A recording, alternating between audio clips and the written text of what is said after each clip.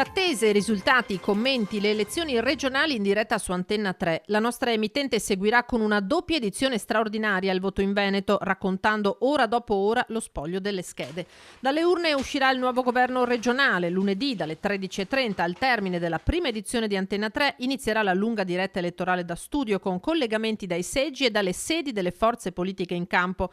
I numeri dell'affluenza alle urne, le curiosità, le aspettative, poi dalle 15, orario di chiusura dei seggi, via alle prime proiezioni con dati e interviste. Edizione straordinaria che proseguirà fino ai telegiornali della sera, il regionale, l'approfondimento su Venezia e quindi su Treviso, con un filo continuo di aggiornamenti non solo sulla scelta del candidato presidente, ma anche sulle preferenze e i rapporti di forza tra gli schieramenti in campo.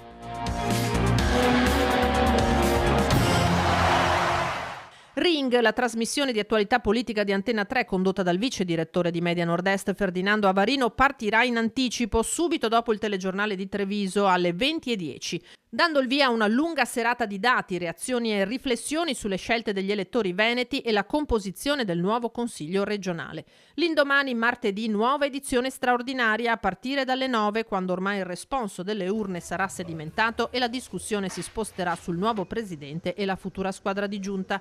Collegamenti e interviste dal territorio fino alle 12, quando partirà la prima edizione che fino alle 13:30 alla politica alternerà la cronaca. La sera, nuovo appuntamento con Ring, che partirà all'orario consueto, le 21, spazio a temi e protagonisti del Veneto che verrà.